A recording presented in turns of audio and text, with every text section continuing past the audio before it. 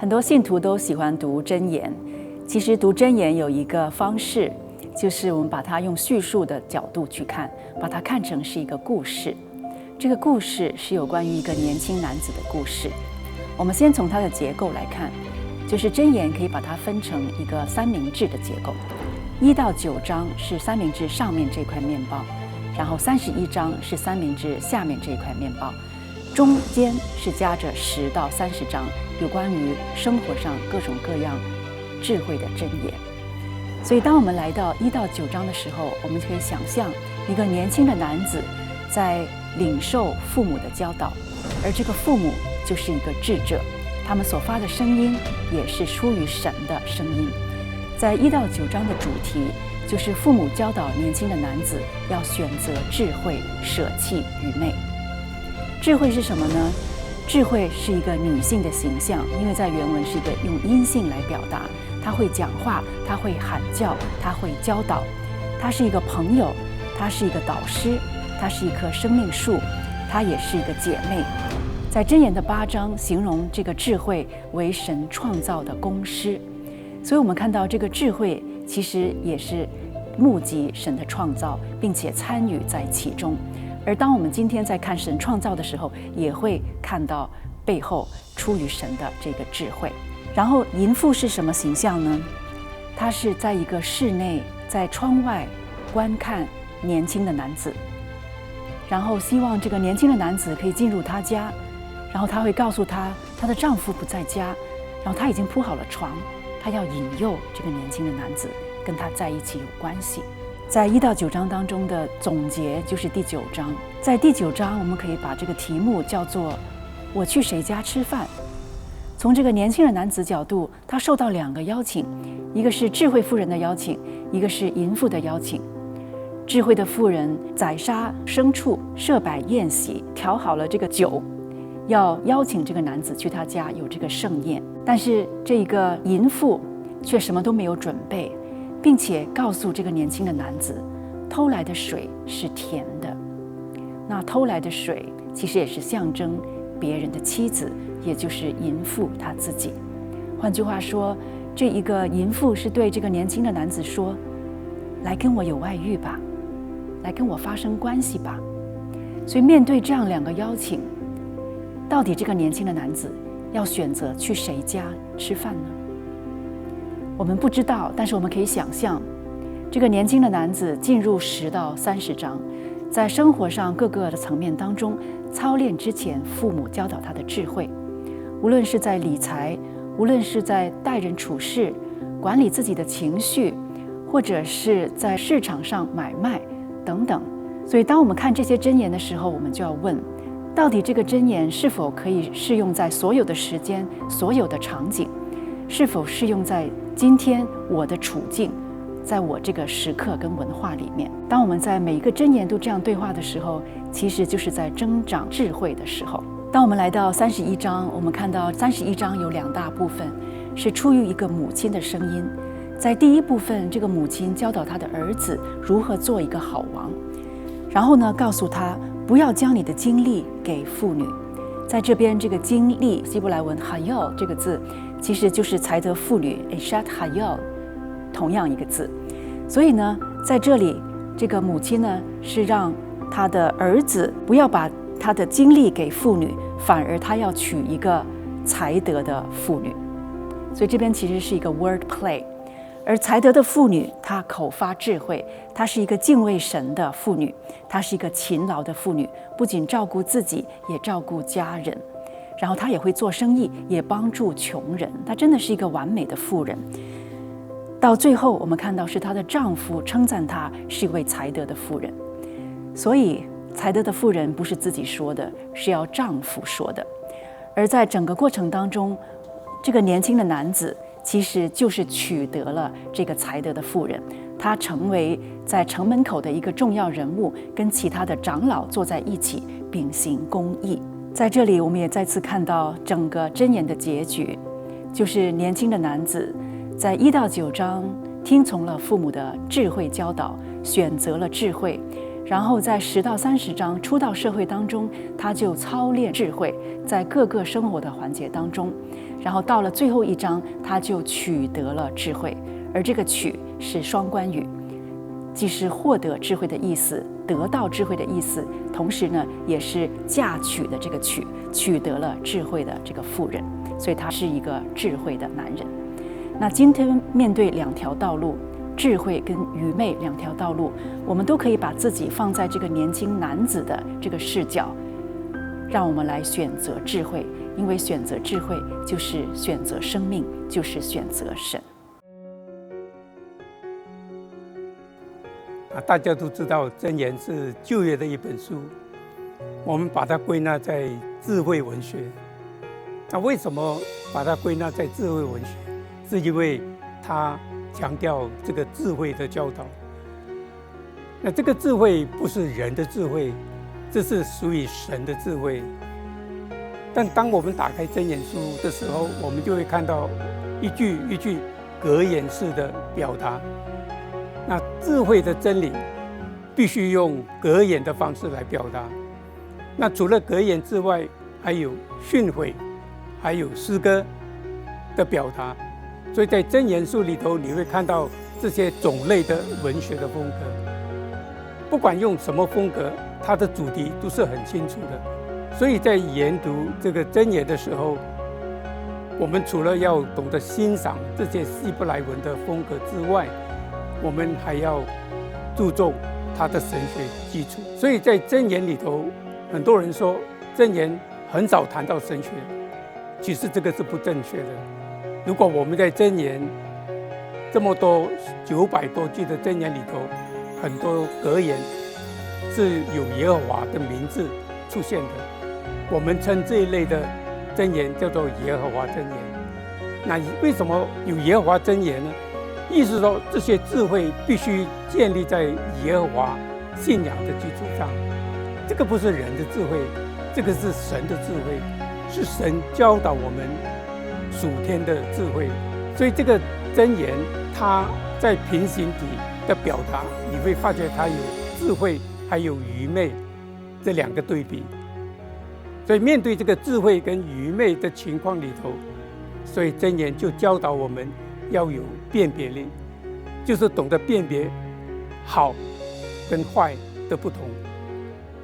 善跟恶之间的区别，必须能够辨别，然后我们才有资格去做一个选择。一个智慧人永远就选择智慧那条道路，不会选择愚昧那条道路，因为愚昧的道路会把我们带到一个很不好的结果。但是智慧的选择会带给我们祝福，带给我们行事为人上能够荣耀神。我们深一层去了解这个箴言的时候，尤其是从第1章2到6节这一段经文，会看见箴言有几个很重要的目的。第一个目的，它是教导我们什么叫做智慧，什么叫做训诲。那智慧就是上帝的智慧的真理，训诲就是教导我们怎么样不对的时候懂得怎么样改变，怎么悔改。第二个呢，箴言也教导我们有辨别的能力，就是辨别是非，这一个是非常重要，因为只有能够辨别，才能够做一个正确的选择。第三，要培养我们有一个崇高的人格。所谓有智慧，不是思维方面的表现智慧，而是在行事为人上可以做一个成熟的人，做一个完全人。另外一个，箴言也培养我们有解释的能力，尤其我们每一天都会碰到一些生活上的困难，不知道怎么办。但是神告诉我们，每一个困难都有答案的。但是在寻找到答案之前，我们必须懂得怎么解释这个问题。在懂得这个问题的情况，我们自然就会用智慧方式去解决它。归根结底的来说，箴言的目的，箴言的教导，就是要把我们培养一个有智慧的人。但是一个有智慧的人，是一个敬畏耶和华的人。正如9章10节说，敬畏耶和华就是智慧的开端，认识至圣者便是聪明。愿神祝福你，在读箴言这一个过程。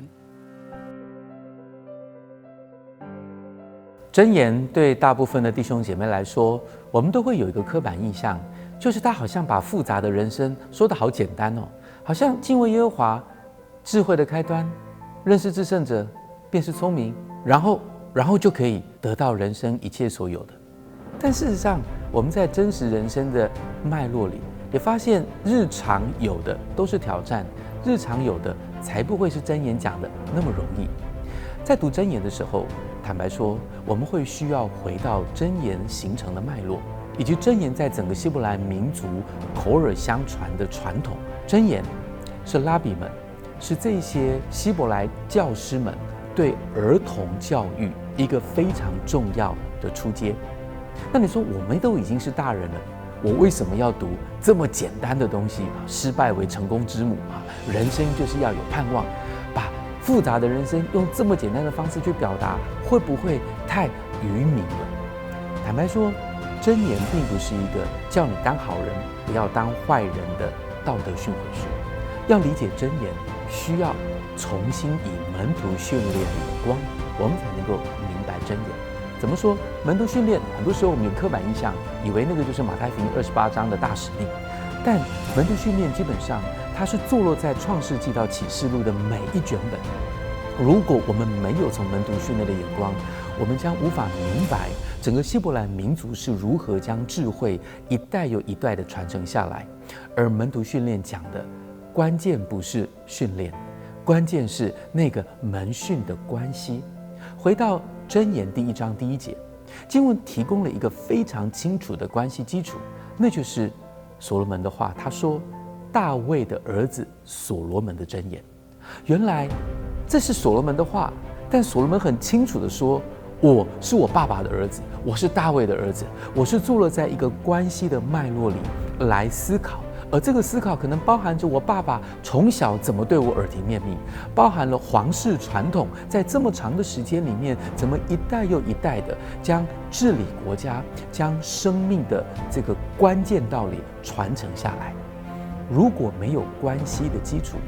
箴言将成了一大堆冰冷的道理，是一种觉得够了，我的人生不要再听大道理了。我的老板已经要很多业务要我做，然后回到家，老婆也要我买这个买那个，孩子有一大堆的要求。我们的生命里面其实充满了各种不同的呼声，要求我们去执行。我们真的很懒得在读箴言，很懒得在别人跟我们那边唠唠叨叨、啰啰嗦嗦讲了一大堆东西。但箴言的关键并不只是那些句子，而是这些句子形成在一个父与子的关系。而正是这个父与子的关系，它道出了整个希伯来民族在关系脉络里一个最核心的关键。所有的人伦关系都胜不过那父与子的关系。也正是这个父与子的关系，你知道，老师对于小朋友的教育，那不是在学校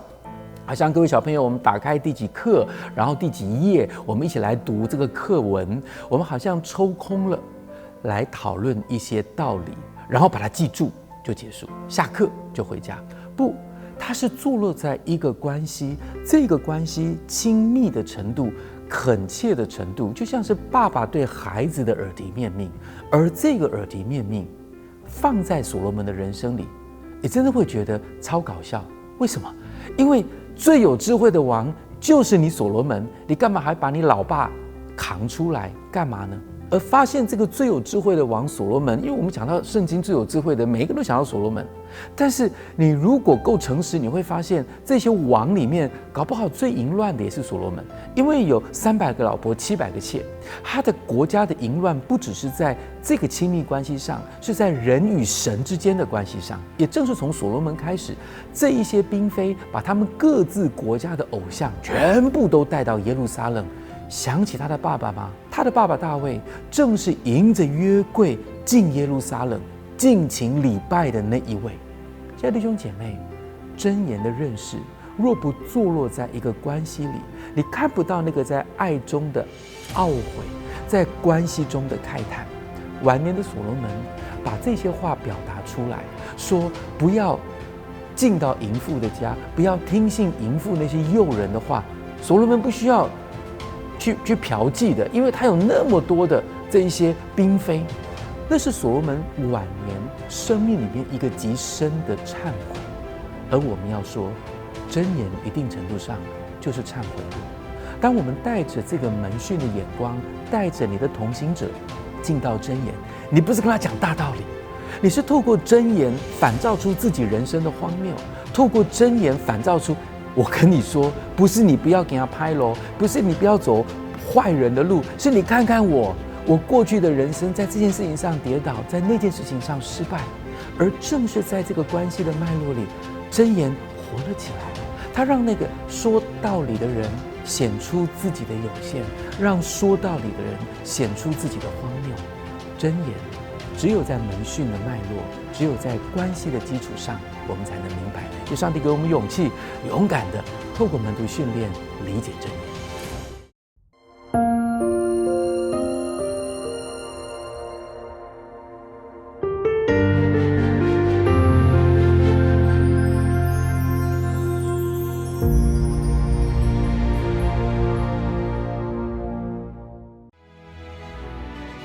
Spring of Water International Ministries invites you to journey with us, giving seed to the sower and bread to the eater. For more details, please contact Spring of Water International Ministries.